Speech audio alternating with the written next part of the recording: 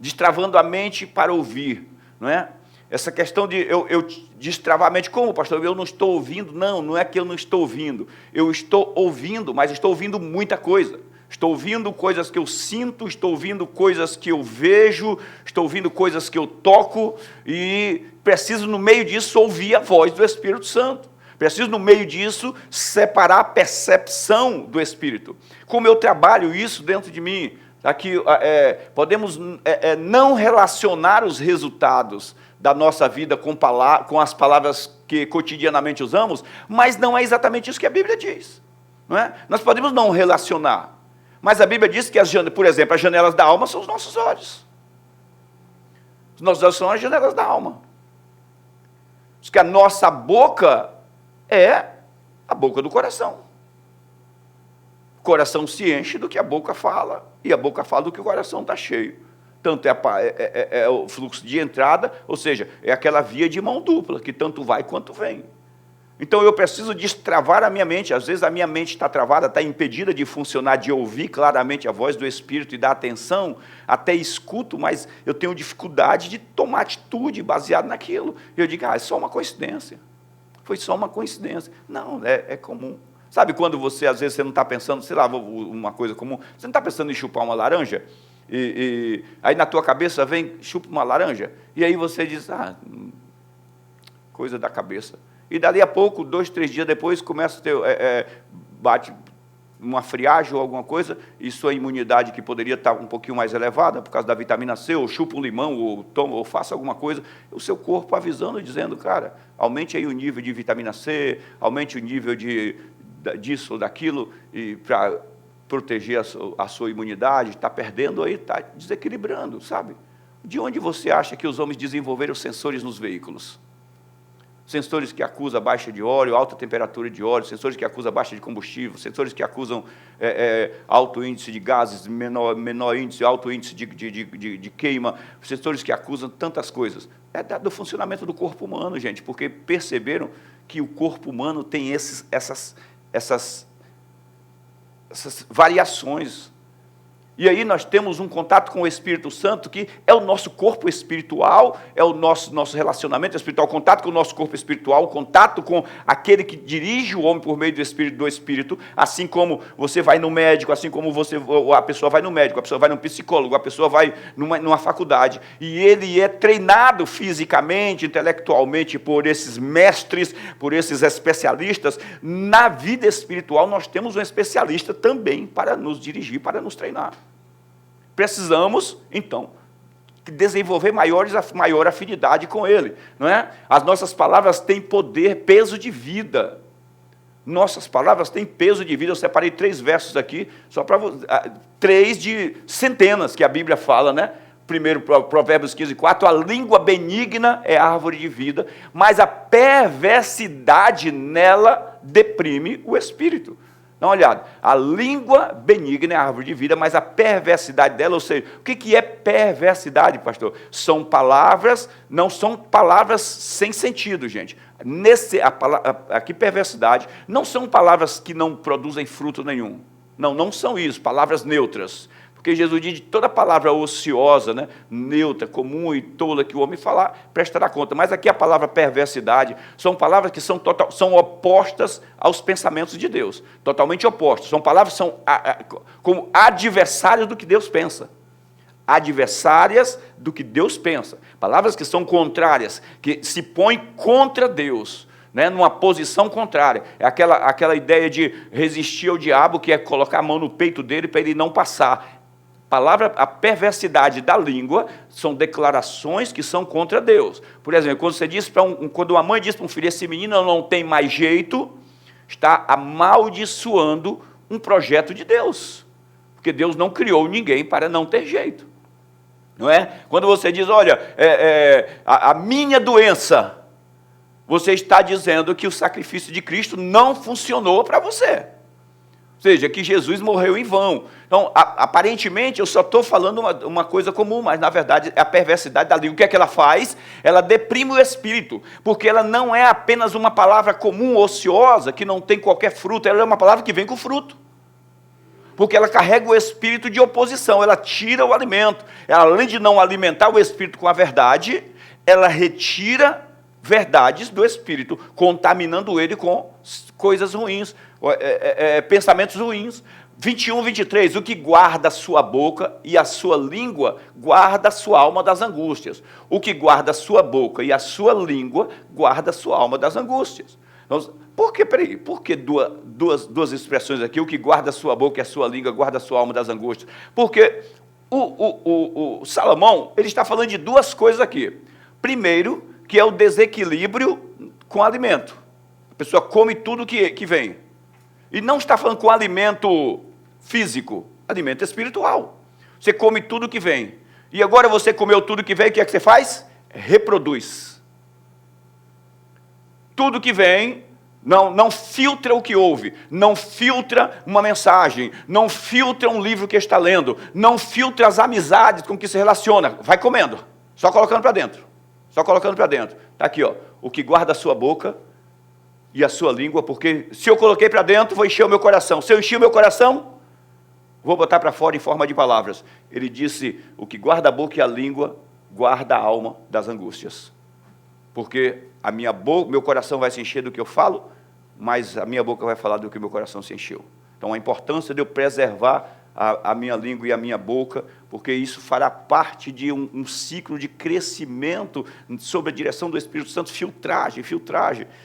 O que você se alimenta, o que entra, vai ser o que vai sair. O que entra, vai ser o que vai sair. O que você comer, vai ser o que você vai botar para fora. Te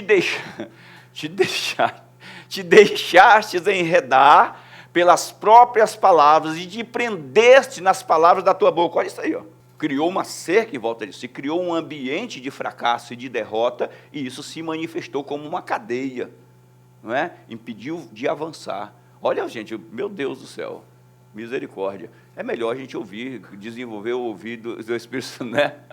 A morte e a vida está no poder da língua. A morte e a vida está no poder da língua, tem peso de morte, né? 3 desafios no processo de amadurecimento. O primeiro grande desafio é aprender a ouvir a verdade através de homens. Ai, pastor, eu quero ouvir o Espírito Santo. Pastor, eu tenho treinado, mas não consegue ouvir pessoas. Quero ouvir o Espírito Santo, não consegue ouvir a mulher, não consegue ouvir o marido, não consegue sentar para conversar com o filho, não consegue sentar para conversar com o pai. O primeiro desafio nosso é ouvir pessoas. Tiago, o que Tiago diz? Acho que está aí o texto. Seja pronto para ouvir. Então, se eu não consigo ouvir pessoas, se eu não consigo ouvir uma mensagem com atenção, que é a linguagem do Espírito.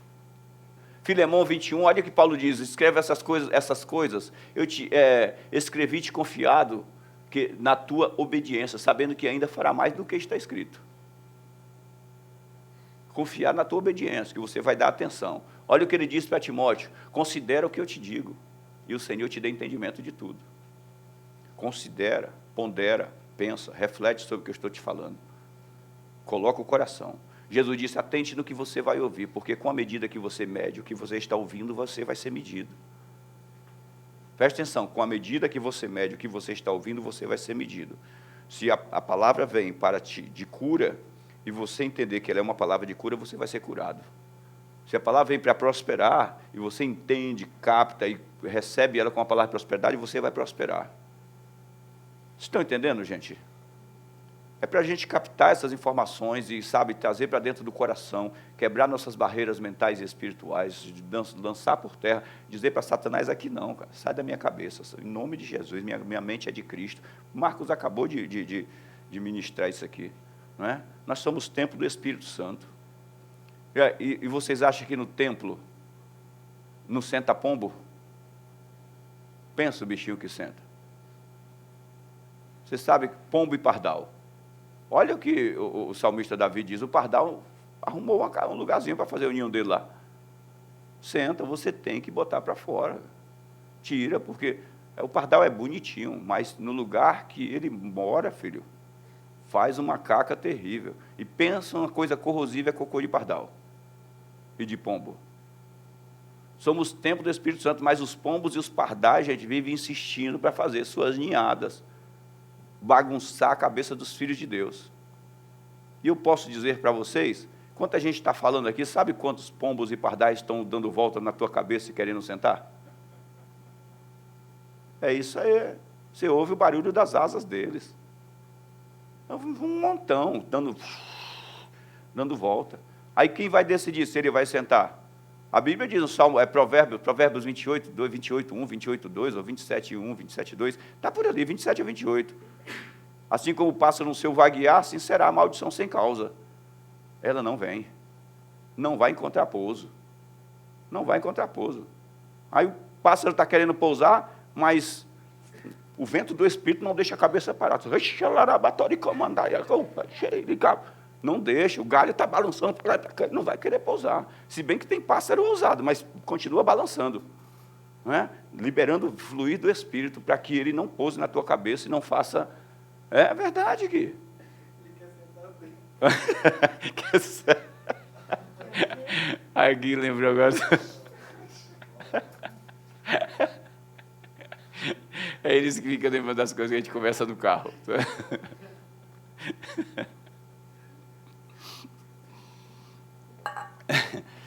Então a gente precisa ter essa movimentação, gente, sabe? Espiritual, atividade, o Espírito é vivo, né? Segundo ponto é mudar o que pensamos. O primeiro ponto, olha só, o primeiro ponto é aprender a ouvir pessoas. Primeiro ponto, aprender a ouvir a mensagem, aprender o que ouvir, filtrar o que nós ouvimos, filtrar da forma correta. Como resultado disso, teremos mudança de pensamentos. Como resultado disso, nós teremos mudança de pensamentos. Você pode ver que uma pessoa que tem tendência a ouvir sempre o mesmo tipo de conversa, ela não consegue se conter. Ela não consegue se conter. Henrique, põe por gentileza aqui, antes da gente entrar no ponto, capítulo 3, verso 6 de Tiago, que nós não temos no texto, mas é 3, acho que é 3,6 ou é 3,8. Mas acho que é o 3,6. Vê se é o 3,6 aí. Tiago 3, aqui. É isso aí? Isso, aí, 8, é isso aí. Olha o que está escrito. Ó. A língua, porém, nenhum dos homens é capaz de domar. Nenhum dos homens. Ele não falou o Espírito Santo. O Espírito Santo doma a nossa língua, que a gente sujeita ela a ele. Não é? Nenhum dos homens é capaz de domar. É mau e incontido, carregado de veneno mortal. Gente, essa palavra incontida, sabe o que significa essa palavra incontida? Imagine que você prende um pitbull dentro de alguma coisa, bem bravo, e coloca do lado de fora um outro pitbull. O pitbull que está preso, ele fica incontido, ele fica batendo nas paredes, querendo sair. Ele disse, a língua é mau e incontido, carregado de veneno mortífero. Mas Tiago, nesse texto, ele compara a língua como uma víbora, uma serpente. Por que ele compara a língua como uma serpente? Porque a serpente, ela libera o veneno quando pica. Mas onde é que armazena o veneno da serpente? Alguém sabe? No céu da boca, na cabeça. A boca está nas presas, está ligada diretamente à cabeça. Ligado diretamente à cabeça. Não está ligado, não é no coração, é na cabeça. Então é preciso tomar cuidado. Ele diz assim, é um mal incontido. Cara, está pertinho, está ali só chicoteando. Então é por isso que eu preciso de uma renovação da mente. Eu preciso mudar o que está aqui em cima. Porque senão continua o mal incontido, batendo e querendo sair. E aí a pessoa está conversando, daqui a pouco sai. Sabe quando a pessoa está ali conversando e está acostumada a soltar palavrão quando está sozinho e xingar, e para ele não tem nenhum constrangimento de alguém xingar, e aí ele...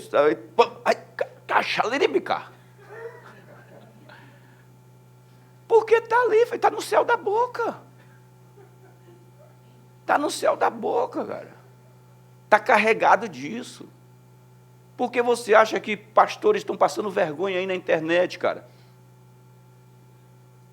Estão passando vergonha, cara, soltando palavrões, falando um monte de besteira, envergonhando a igreja de Deus. E não estou falando que é pecado, não, só estou falando que não renova a mente, cara. Que permite. São as concessões que a gente falou lá no sítio. São as pequenas concessões, cara. Que senta e ouve alguém que está falando palavrão e não diga, irmão, se não puder conversar sem palavrão, então eu vou sair, cara. Porque isso está deixando claro que isso não passa, está filtrando aqui. Não vou permitir. Não vou permitir. Então, a gente precisa cortar algumas concessões. Não, aqui não, cara. Não quero. Ah, mas você não peca também, não erra também? Pastor, eu erro, mas eu não quero continuar errando, cara. E uma das formas de eu evitar, de eu mudar, é eu me afastando desse tipo de situação, desse tipo de ambiente. A Bíblia diz, Paulo diz, abstenhai-vos de toda aparência do mal. Então eu preciso me afastar, cara, é reter. Eu preciso. Então, senão a gente entra numa de... Vai sendo treinado. A Bíblia diz, não ande com os mexeriqueiros, que você vai aprender os caminhos deles. Ou com os fuxiqueiros, como os murmuradores. Vai aprender, vai ficar treinado nos caminhos deles, né? Então, ele diz, é um mal que ninguém pode domar, ele é incontínuo, ele fica tentando bater. Obrigado, Henrique, pode tirar. Não é? Então, o segundo ponto é mudar o que nós pensamos. Porque o Espírito Santo quer nos dirigir, fala conosco, eu comentei aqui, ele fala com a gente, só que a gente não escuta, porque tem muita coisa dentro, tem muita coisa. A lei já tem aquelas coisas que são listas, que você tem que ter na tua cabeça, né? Que precisa ter. Administração de casa, de família, de filhos, de marido, de esposa, e de tantas outras coisas. Já precisa ter. Então, ninguém precisa estar carregado de coisas que o inferno vai ficar atrapalhando e gritando, né? A humildade é o caminho mais curto entre um pensamento de fracasso e uma mudança drástica para o sucesso. É o caminho mais curto. A humildade é alguém que está pronto para ouvir, não é? Que ouve, alguém que ouve conselho, alguém que baixa a cabeça e diz, me ensina, por favor, me ajuda. É o caminho mais curto entre um caminho de fracasso e uma mudança drástica para o sucesso. Porque o que tem gente que erra, cara, e tem uma resistência gigantesca na correção, é infinito. É infinito. Não, está errado. Quem está errado? Você já viu me corrigindo? Foi assim com Acabe, gente. Josafá diz, não tem um homem de Deus aqui que possa... Aí trouxeram lá o Micaías, foi Micaías, né? Vem, aí, você vai chamar esse cara só fala mal contra mim. Esse cara só fala, pensa aí. Aí Micaías chega e vai falar, ele já juntou a trupezinha dele ali, tudo que fala o que não presta, contra o profeta de Deus. O resultado, levou-lhe uma flechada no meio da costela, né? Então, está pronto para ouvir, está, cara, sensível, me ensina, me ajuda. Entendi. Veio a correção, está errado, pensa, por que está me corrigindo? Eu já falei várias vezes isso, né? Que a Cláudia brigava comigo por não me alimentar na hora certa, e muitas vezes eu briguei com ela. Por não comer, no meio-dia, não comer. Não adianta, eu faço comida, você não come. Faço almoço, você não faz, não vem almoçar. Come à tarde, eu como só à noite. E eu ficava bravo. Então eu estou mexendo, estou trabalhando. Aí um dia eu estava lá na garagem mexendo, e ela avisou do almoço, e eu fiquei mais um pouquinho, estou lá mexendo em umas coisas, mexendo no carro, sei lá. Aí o Espírito Santo falou comigo, você vai brigar com ela? Ela está cuidando de você e você...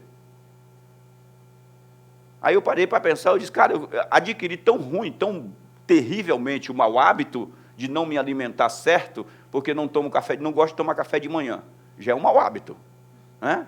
Porque eu não gosto de comer nada de manhã. Aí, não almoçar no horário certo, minha esposa está cuidando da minha saúde, e eu estou brigando com ela. Aí eu subi quietinho, disse, gata, perdão, tá. Acabou. Agora ela chama para almoçar, eu disse, já vou. E não vou, né? Mas não brigo mais. Isso aí. Então, é essa coisa da gente resistir à instrução, não ter humildade para receber a instrução. O que é que Tiago diz? Acho que não está aqui, né? Não está não. Mas Tiago diz assim, recebei com mansidão, a palavra em voz enxertada, porque ela é poderosa para salvar as vossas almas. Receber com humildade, sabe, com o coração aberto. Jesus disse, a semente que cai na boa terra, qual é? Aquela que cai no coração bom e reto, aquela que cai no coração que compreende, entendeu? O coração que está aberto, esse é o que vai produzir a 30, 60 e a 100 por 1. Passei aqui. Os pensamentos modelam seus hábitos e palavras, transformando a sua vida. Pensamentos vão modelar os meus hábitos, as minhas palavras. O resultado disso, a minha vida vai ser transformada, quer seja para o certo ou para o errado. Terceiro ponto e último, não é menor do que o primeiro, do que o segundo, que é o mudar as nossas palavras, e que é um grande desafio. Mudar pensamentos não é um desafio pequeno. Mas mudar o que nós falamos é um desafio gigantesco. Por quê? Porque o que nós falamos diz respeito ao nosso próximo.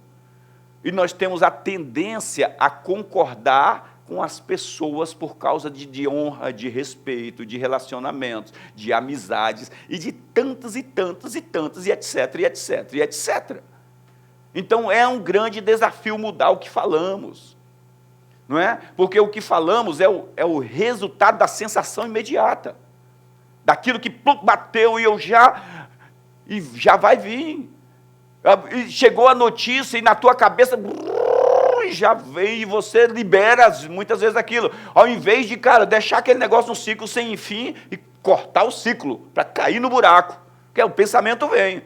E ele bate na tua cabeça. E o que é que ele está procurando? Ele está procurando uma legalidade. A legalidade é como eu falo, como eu vou responder a ele. Eu vou falar, eu vou declarar. Nossa, recebi uma notícia terrível agora.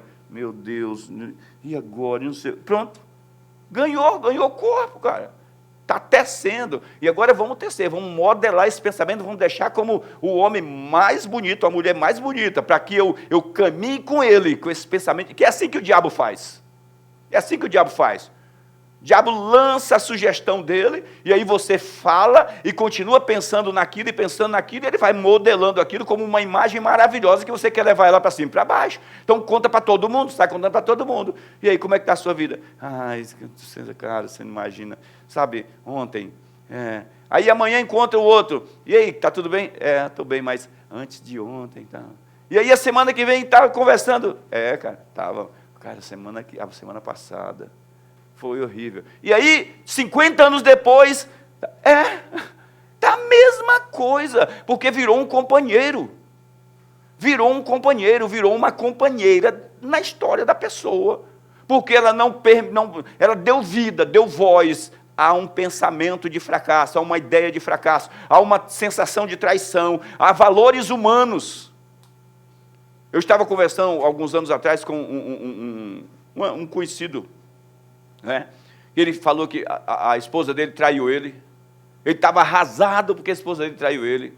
Você acredita, pastor, que ela me traiu? Aí eu falei, foi? Aí ele falou, foi. Pastor, misericórdia, deu vontade de jogar tudo para o alto, deu vontade, até pensei em me matar. Aí eu disse, seria bom que ela ficava livre, não teria... Não era mais traição, né? Eu disse, mas quem foi que errou? Você errou? Ele falou, não.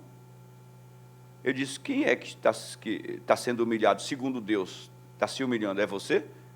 Ele ficou assim. Não.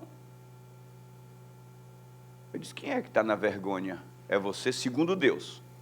Ele pensou, não. Eu falei, sabe por que você está se sentindo assim? Porque você está se avaliando pela visão humana. Você está se vendo pela visão humana. Na visão humana, o certo é errado e o errado é certo. Eu disse, porque agora, quem está sofrendo é ela. Quem está sendo humilhada, quem está derrotada, quem fez uma péssima escolha foi ela.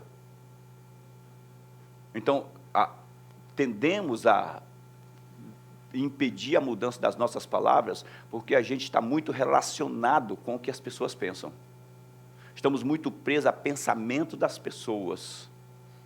Sabe? O que as pessoas pensam. Então, você está conversando com alguém, você tem dificuldade de confrontar palavras, não deixar passar. O escudo do Capitão América. Pô, aqui, ó. Gente, não é uma banana, não, é o escudo, por favor. Né?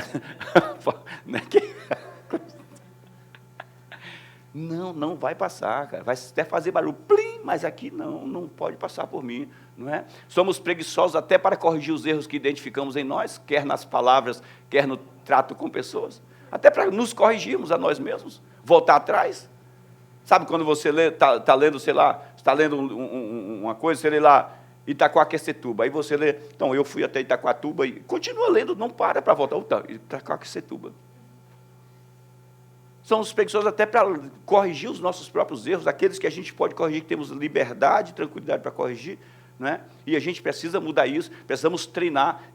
treine o seu espírito a confiar em você. Treine o seu espírito a confiar em você. Eu vou repetir, treine o seu espírito a confiar em você. Teu espírito é feito em justiça e santidade, procedente da verdade. Ele é reto, teu espírito é reto, A tua mente, o teu corpo ainda vacilam, mas o teu espírito não. Então, treine o teu espírito para confiar em você. Como confiar em você? Seja o falar do homem sim, sim, e não, e não. O que é isso? Treinamento do teu espírito. Porque se você não confia em você, você vai ter dificuldade para operar a fé, por exemplo. Você vai fazer uma declaração de fé, mas o teu espírito... Mas isso é verdade? Teu espírito pode confiar? Porque se eu não consigo ser confiante a mim mesmo, como é que eu vou poder confiar na direção de Deus? Não é? Então treine o teu espírito. Não gostamos de pedir perdão nem para nós mesmos, quanto mais para outras pessoas. Exercitar esse processo de liberação e pedido de perdão. A gente não gosta de pedir nem para nós mesmos, ou seja, de nos perdoarmos, né? Não é pedir perdão a alguém, mas nos perdoarmos, se libertar, sair daquilo, estar fora, sou livre em Deus, né? O orgulho encortinado nos impede de fazermos uma reforma interna, onde o Espírito Santo encontra liberdade para se expressar. É o orgulho encortinado, onde eu coloco uma parede que a minha verdade é absoluta, a minha opinião é absoluta, e tudo o que eu faço é absoluto, e não aceito correções, não aceito retoques, não aceito opiniões, mas a Bíblia fala o contrário. A Bíblia diz que na multidão de conselhos, o próprio Jesus diz: o que é que vocês acham? Não é? Então, às vezes, o orgulho encortinado aqui dentro, a gente fecha numa verdade que cria uma cadeia interna, uma cadeia que você não consegue se libertar dela. Está sempre preso naquela cadeia. Você anda para lá e chegou no limite. Não posso mais passar. Anda para cá e chegou no limite. Não posso mais passar. E às vezes a gente pensa que é sábio, que é inteligente. Eu me lembro de um menino lá do Heleno, Marcelo, 7, a gente chamava de 7. Ele morreu num acidente. E ele usava maconha ali no Helena, e ele só andava na rua que ele morava. Aí vinha até a região da igreja, que era a rua de cima, onde ele usava droga, fumava maconha e descia de volta para lá. Mas era um malandrão, 7. Tinha 3, 4 sempre junto com ele. Era um moleque novo, mas tinha um espírito de liderança. Aí ele começou indo na igreja. Aí eu falei assim: você tem uma sensação de que você é malandro. Porque eu vejo sempre os caras te seguindo aí, então dá uma sensação de poder, né? Eu disse: mas você sabia que você é malandro de uma rua só? Aí ele falou: como assim, pastor? Eu falei: cara, porque essa mentalidade fracassada faz com que você se sinta o herói dentro de uma cadeia. E tá na cadeia, não existe herói dentro da cadeia. Dentro da cadeia todo mundo é preso, é prisioneiro. Eu disse: responde uma coisa para mim, você já foi na Paulista? O que é que eu vou fazer lá? Eu falei: não, só responde. Você já foi, conhece o centro de São Paulo? Mas não tinha nada a fazer lá, pastor. Só responde, já foi. Você conhece o Rio de Janeiro? Já foi passear no Rio de Janeiro? E fiz várias perguntas para ele, falou: não. Eu disse: você entendeu, cara? Você é prisioneiro desse ambientezinho que você pensa que você é malandro, mas é como o rato tentando se defender dentro de uma ratoeira. Eu disse: sai dessa, porque o orgulho encortinado faz com que o homem se sinta o herói da sua própria causa. E ele é o defensor, e ele morre por isso, e não se abre para o aprendizado. Então, estar pronto para ouvir é alguém que, cara, com humildade, eu quero ouvir, quero crescer, quero aprender. Tiago 4, 14 a 18, mas se tendes amarga inveja e sentimento faccioso em vosso coração, não vos glorieis, nem mintais contra a verdade. Essa não é a sabedoria que vem do alto, mas é terrena animal diabólica. Por quê? Onde há inveja e espírito faccioso, aí há perturbação e toda obra perversa. Olha as palavras de Tiago. Mas a sabedoria que vem do alto é primeiramente pura, depois pacífica, moderada, tratável, cheia de misericórdia e de bons frutos, sem parcialidade e sem hipocrisia. Ele diz: cara, não adianta, se está fechado, não adianta mentir contra a verdade. Não, mas a Bíblia, pelo amor de Deus, a primeira coisa que eu preciso ter é um espírito contrito e quebrantado para aprender. Né? Nós passamos, a gente, com a casa, resgatando o Henrique, o Jefferson, que cuidou dessa turma lá dentro muitas vezes, né? O cara chegava hoje, tomava um banho, limpinho, cortava o cabelo, limpava a cara, sentava na mesa, comia, aí estava saudável. 2 dias depois, chegava lá e já estava como mestre, já dando aula para todo mundo, que eu passei por tal lugar. Então. O cara estava parecendo o semeador, só semeando sabedoria, carregado, estava de droga, de cocaína, de maconha até o topo, só que estava por baixo da pele. E ele estava ali, aí os caras falavam, cara, você não chegou aqui para dar aula não, você chegou aqui para ser ajudado. Mas o cara já querendo ser mestre, querendo ser, não minta contra a verdade, cara, a verdade é como está aí dentro. Então, permita que o Espírito quebre isso aí, que ele despedace isso aí para que haja transformação. O fruto da justiça semeia-se na paz, para aqueles que exercitam a paz, para os que exercitam, não é para qualquer um, né? O desejo do Espírito Santo é guiar todo filho de Deus de promessa em promessa. Assim, o conteúdo que carrega as nossas mentes pode ou não cooperar com ele. É de promessa em promessa, ele quer sempre nos levar na boa, gente. Se houver direção, se houver sensibilidade para as direções, você não erra no negócio. Você não erra no negócio, você não erra, pá, vai sempre vai bater, pá, e aí você vai cheio de convicção, porque isso coopera, carrega a fé. Quando é uma direção do Espírito Santo, isso carrega a fé. Enche as baterias, é como se ligasse na tomada, um carro elétrico, liga na tomada o tempo inteiro, mesmo andando, está ligado na tomada. Está frio aí, Karina? Esfriou aí, gelou um pouquinho aí? Em Mateus 7, 24, Jesus diz assim, disse Jesus, olha só, 3 pontos importantes. O que ouve e não entende é roubado por Satanás. Eu fiz um resumo do texto, né? O que ouve e não entende é roubado por Satanás. O que ouve e entende e não pratica é tolo e defrauda a si mesmo. Porque eu ouvi, eu entendi, mas eu não coloco em prática. É um tolo. Cara, eu sei que está certo, mas eu não faço. Meu Deus. É um autodefraudador. É o espírito do vou me matar. Não é? O que ouve, entende e não pratica é tolo, ele mesmo se defrauda. O que ouve, entende e põe em prática é sábio e verá a prosperidade dele e a da sua descendência. Eu ouvi, vou colocar em prática. O que é isso? É sábio. É isso que Jesus está dizendo lá. Ele diz, cara, eu ouvi, entendi, pé na máquina, vamos para cima, vou começar a exercitar. Foi isso que Paulo disse aos bereanos. Ouviram, levaram para casa e treinaram aquilo, encheram-se do Espírito, como consequência disso, centenas de pessoas se converteram ao Senhor. De verdade, né? Veja o que é comum nessas 3 palavras, ouvir, entender e praticar. Não é? Por isso, não sejais insensatos, mas entendei qual é a vontade do Senhor. E não vos embriagueis com vinho em que há contenda, mas enchei-vos do Espírito. Como eu faço isso? Me encho do Espírito? Falando entre vocês, com salmos, com hinos e cânticos espirituais. E o que mais? Olha só, falando o quê? Em salmos, hinos e cânticos espirituais. E dentro de mim, como eu faço? Cantando e salmodiando ao Senhor no meu interior. O que mais? E dando graças a Deus por tudo. O nosso Deus e Pai, em nome do nosso Senhor Jesus Cristo. Ontem eu estava comentando ações de graça, sabe? Dar graças a Deus traz equilíbrio. Porque ninguém pode dar graças a Deus por ter cometido um erro. Ninguém dá graças a Deus por ter falado uma besteira. Graças a Deus eu soltei um palavrão. Que bênção. Né? Ninguém dá graças a Deus por ser corintiano. Né? Oh, obrigado, Senhor, por ser corintiano. Ninguém está aqui, gente.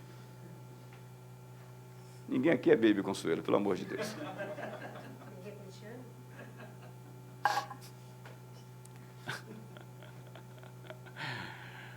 Você entendeu que dar graças a Deus traz o equilíbrio espiritual?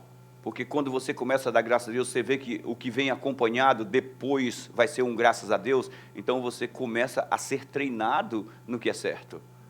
Graças a Deus pelo meu dia, graças a Deus por essa conversa que eu tive com essa pessoa. Sabe, se você conversa com uma pessoa palavras do inferno, assuntos do inferno, você não vai dizer graças a Deus. Mas se você está acostumado à graça e treinou a sua mente para ser grata, você vai começar a dosar, porque no final vai vir um graças a Deus por você ter vindo na minha casa.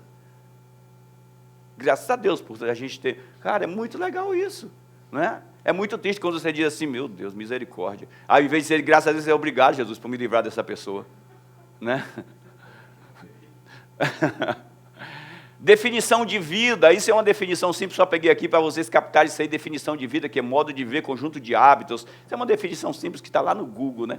Modo de ver, tem várias definições, mas eu peguei essa aqui e achei interessante, porque é um conjunto de hábitos. Então, esse conjunto de hábitos vai me dizer, cara, vai me dar um estilo de vida. Então, um conjunto de hábitos desenvolve um tipo de estilo de vida. A fé é um estilo de vida. Então, o conjunto de hábitos, de ações que eu opero no dia a dia, vai me mostrar como eu vivo, vai desenvolver a minha vida sobre isso. Talvez por não compreendermos totalmente como a vida acontece, não damos o valor devido de como ela deve ser vivida, por não compreendermos, né? Mas Jesus sabe disso, guarda isso aí, ó. O Filho de Deus morreu numa cruz para que você recebesse a vida dele, uma troca de vida. Pastor, não sei como funciona a vida. Está aqui, ó. A vida que nós vivemos é a vida de Cristo, foi isso que Paulo disse, né? Essa vida que você tem deve ser vivida como ele viveu, porque é dele, ele comprou, ele te comprou. Você pertence a ele, você e eu somos propriedades dele. Então eu devo ver como ele viveu. Mas não sei como funciona a vida, eu sei como ela deve ser vivida. Eu sei como ela deve ser vivida porque ela não me pertence. Eu cuido e zelo dela como algo que pertence, um presente, uma dádiva de Deus. A vida é dele. E qualquer hora ele pode chegar e dizer, cara, eu estou precisando da sua vida aqui para um estoque na minha prateleira. Me dá aqui. Aí, pum, acabou. Não é? Colossenses 3,3, porque vocês morreram e a vida de vocês está escondida juntamente com Cristo em Deus. Está morto. Aquela vida que vocês tinham, que pertencia a vocês, que era de vocês, sucumbiu na decisão da fé. Agora a nova vida, ela é de Deus. E onde é que ela está? Em Cristo Jesus. Diga graças a Deus por isso. Ele confiou vida a nós. Nós temos essa credibilidade. Então a gente deve sim edificar sobre esta vida com muita graça, com muita sabedoria, não é? E aí acabou, vamos ficar de pé.